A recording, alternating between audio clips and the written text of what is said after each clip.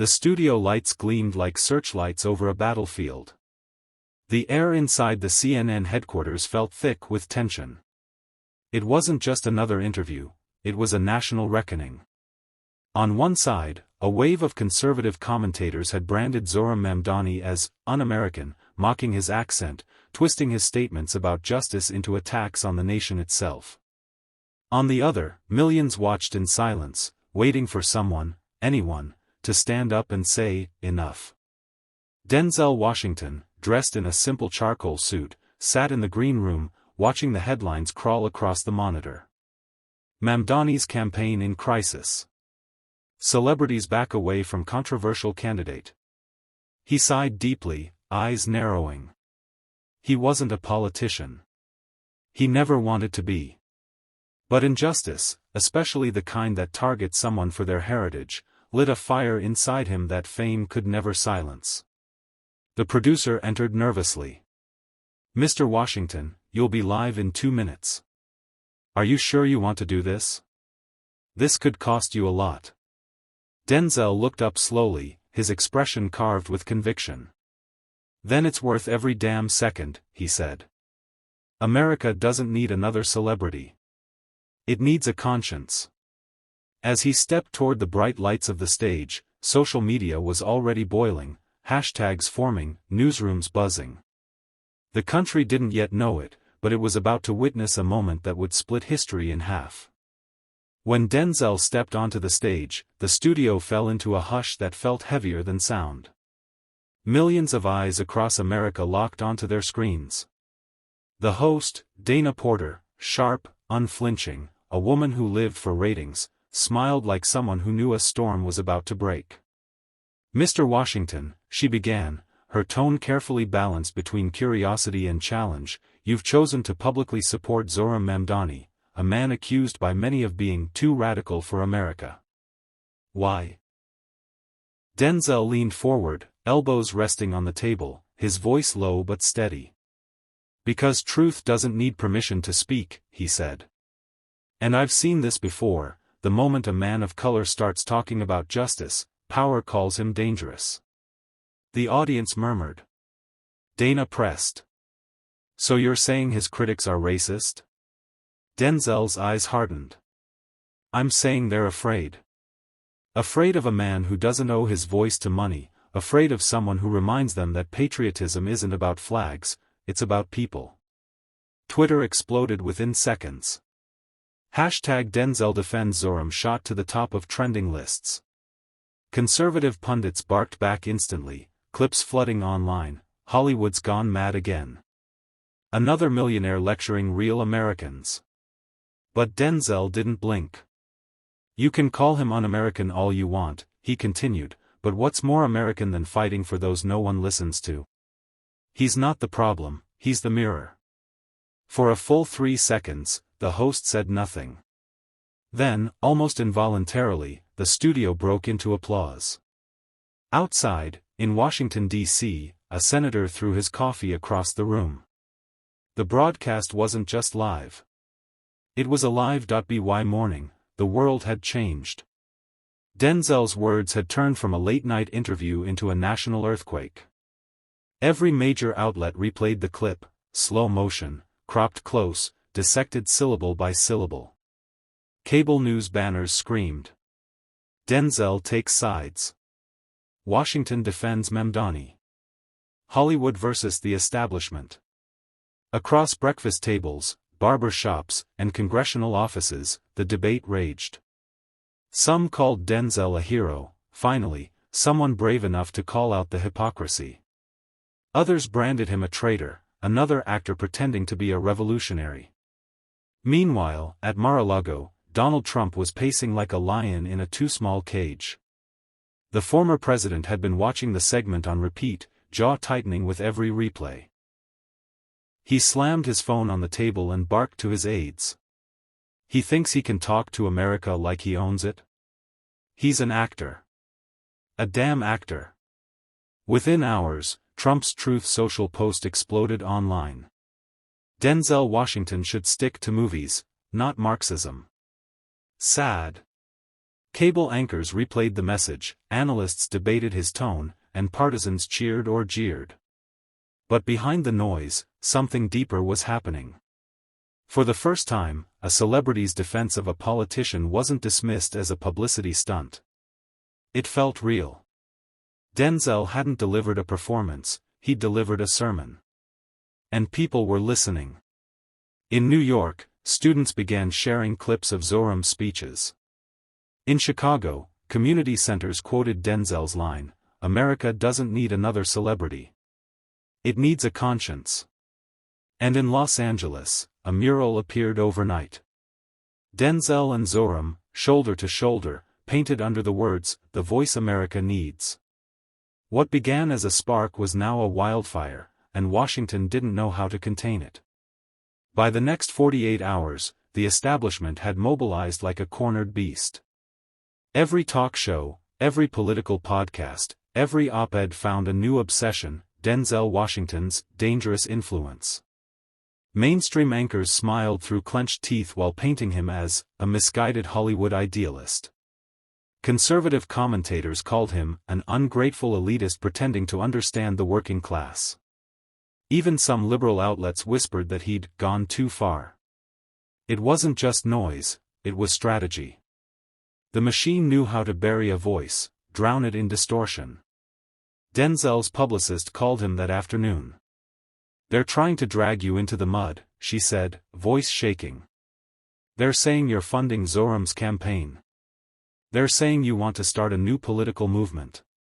He listened in silence, then smiled faintly. "Let them talk," he said. "When truth scares people, they start throwing labels.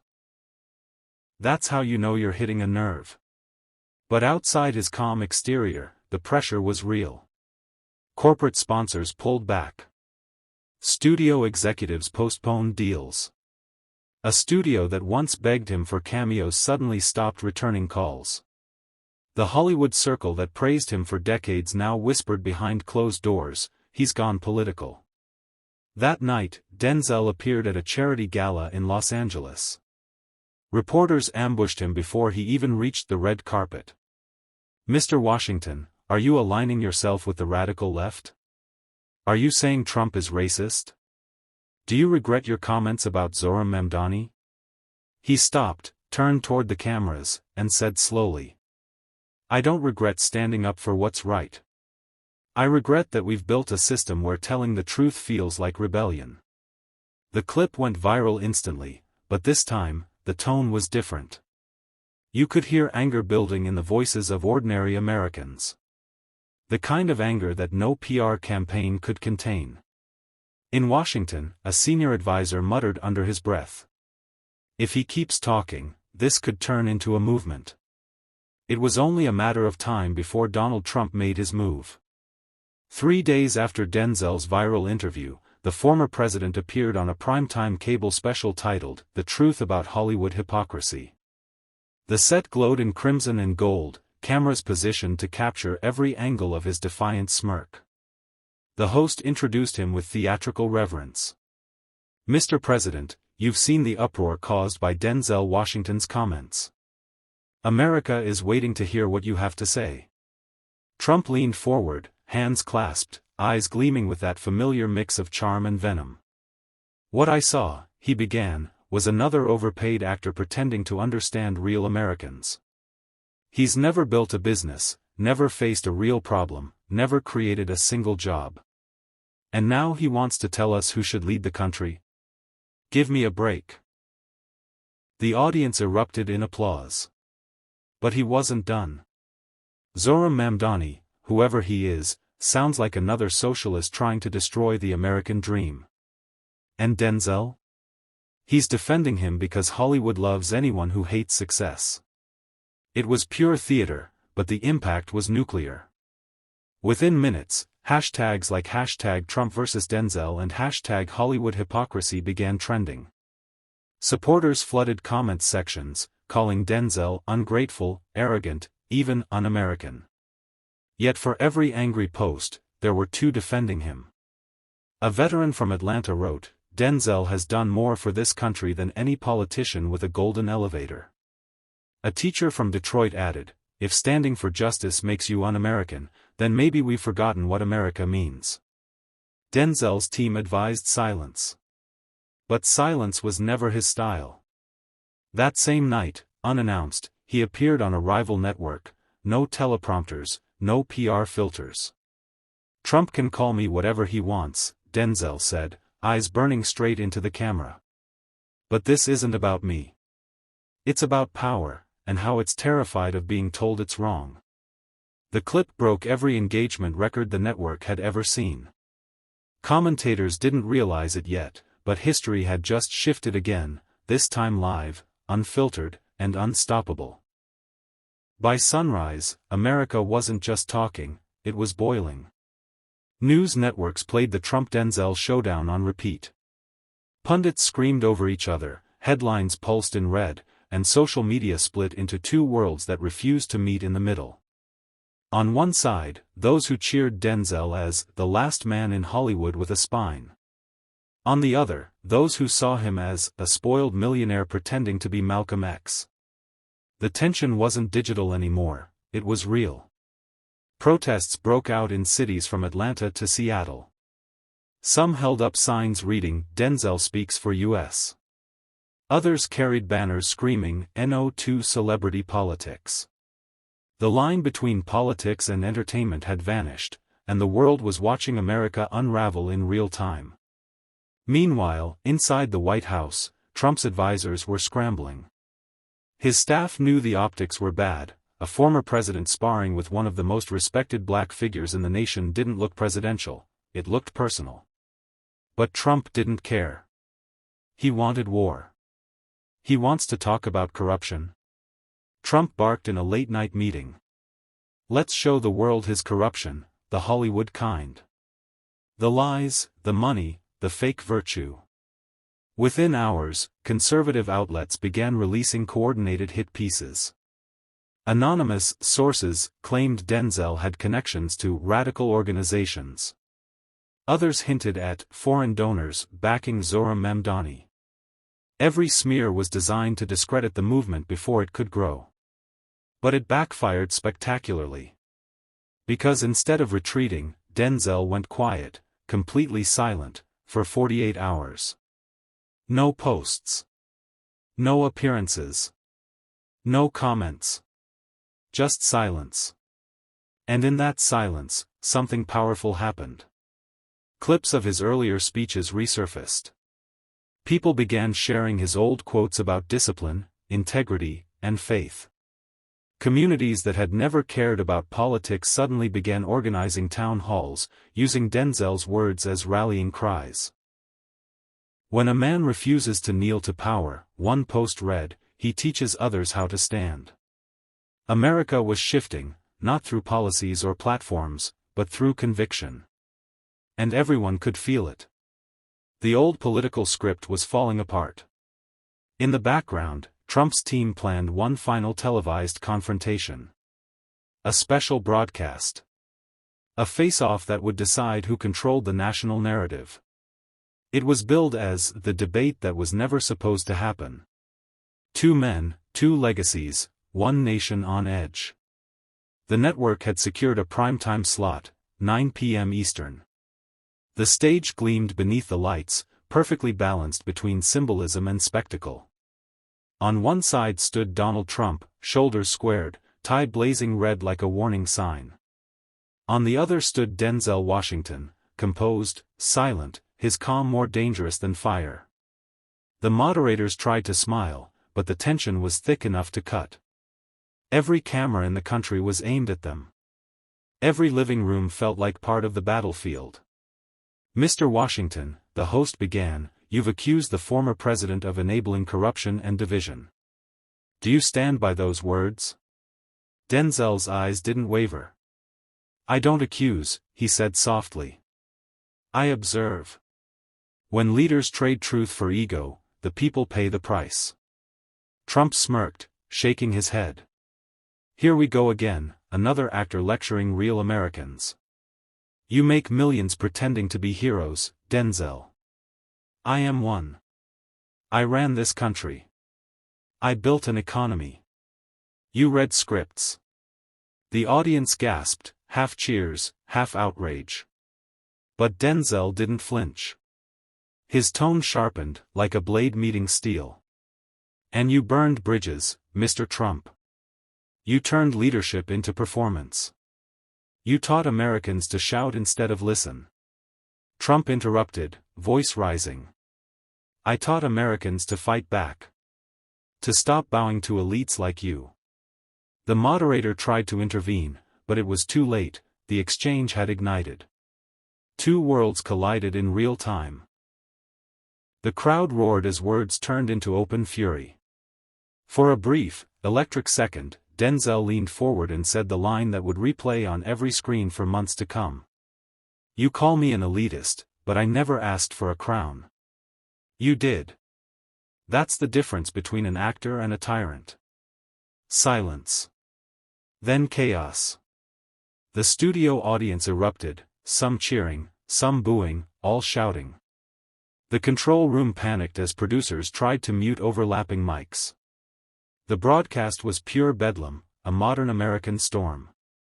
And outside, millions sat frozen, realizing this wasn't just another argument. It was the sound of a country confronting itself. The debate ended, but America didn't sleep that night.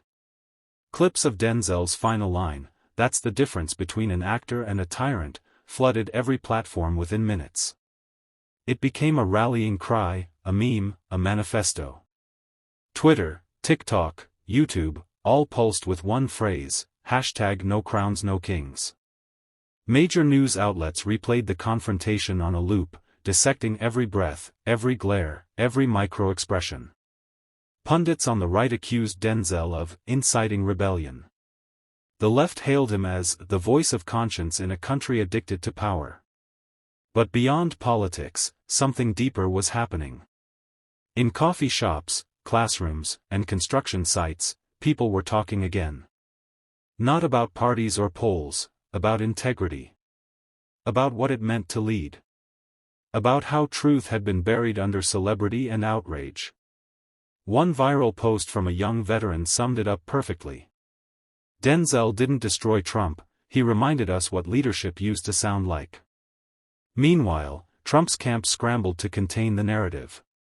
His advisors pushed out statements claiming the debate was rigged, that Denzel was coached by Hollywood handlers. But every attempt to spin the story only fed the fire. Late-night talk shows, independent creators, even conservative podcasts couldn't ignore it. The footage was too raw, too real. Denzel, however, vanished from the public eye. No interviews. No tweets. Just silence, again. And that silence drove the media mad. They chased every rumor. Is he forming a political group? Will he run for office? Was the debate staged? Then, 48 hours later, a single message appeared on his verified account. Black background. White letters. No hashtags. No logos. This isn't about me or Trump. This is about us. The story isn't finished yet. DW. The post shattered every engagement record on social media, even beating a presidential announcement tweet. In that moment, Denzel wasn't just an actor anymore. He had become something far more dangerous to the establishment, a symbol of accountability. Trump's empire, built on noise and dominance, suddenly looked fragile. And in that silence, the nation began to wonder. Had Denzel Washington just done what no politician could? By day 3, the White House war room was in full panic mode. Trump hadn't slept. His aides hadn't either. The debate clip was now the most watched video in American history, over 600 million views in less than 48 hours. And every frame made him look like what he feared most, weak. Trump slammed his fist on the table. I want every network. Every reporter. Every person with a camera. I want them talking about him, not me. He's the liar. He's the fraud. The command was clear, and his media machine went into overdrive. Suddenly, right-wing outlets began airing exposés on Denzel Washington. They dug up old interviews, twisted his words, edited clips to make him look anti-American. One headline screamed, "Denzel's Hollywood hypocrisy, the actor who preaches unity but lives in luxury." Within hours, bots and troll accounts flooded social media with doctored photos, fake quotes, even claims that Denzel had ties to radical political movements. It was a full-blown smear campaign, cold, calculated, and brutal. But this time, the public didn't buy it. The backlash was instant. #StandWithDenzel began trending globally.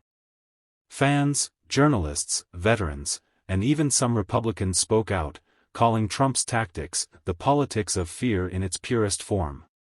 On the fourth night, something unexpected happened. A leaked recording, allegedly from within Trump's inner circle, surfaced on an independent news site. In the audio, Trump could be heard shouting, "We need to crush Denzel before he turns this into a movement." That one sentence was enough to ignite a firestorm. Major outlets confirmed the recording's authenticity, and suddenly, the story flipped again. Now Trump wasn't just losing control of the narrative, he was the villain in it. The irony? Denzel still hadn't spoken a single word since his cryptic post. But his silence had become louder than Trump's shouts. It wasn't just a feud anymore, it was a reckoning. Two Americas were forming before everyone's eyes, one that clung to power, and one that believed in truth. In Hollywood, in Harlem, in small-town diners and college dorms, people began to whisper the same question. If Denzel's not running for president, maybe he should. By the end of the week, America was at a boiling point. Protests, rallies, street murals, and digital billboards all carried the same words: no crowns. No kings. Denzel's face, serious, calm, defiant, had become a symbol, plastered across every major city. And then, without warning, a press release dropped. Denzel Washington will address the nation live at 8 p.m. Eastern Standard Time. No one knew where it would be filmed. No reporters were allowed in. There was no network sponsor, no studio branding, just a black screen, a countdown timer, and silence. At 8 o'clock sharp, the feed flickered to life. Denzel sat alone at a wooden desk. No makeup, no lights, no script. Behind him, the faint outline of the American flag, slightly out of focus. He looked straight into the camera. Calm. Composed.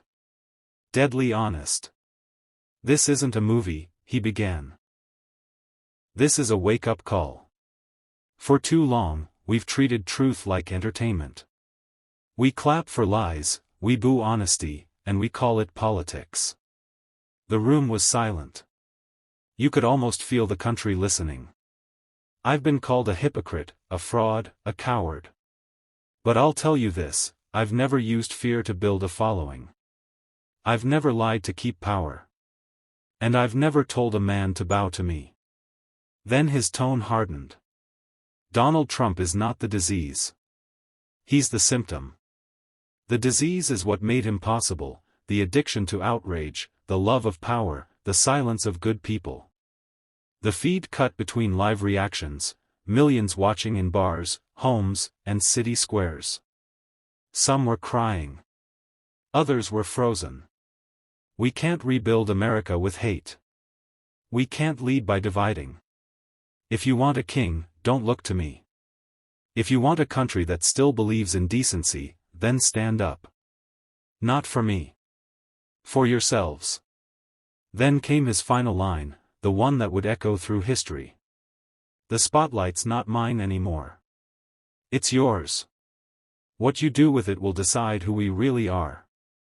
He stood, nodded once to the camera, and walked off screen. No music. No outro. Just silence.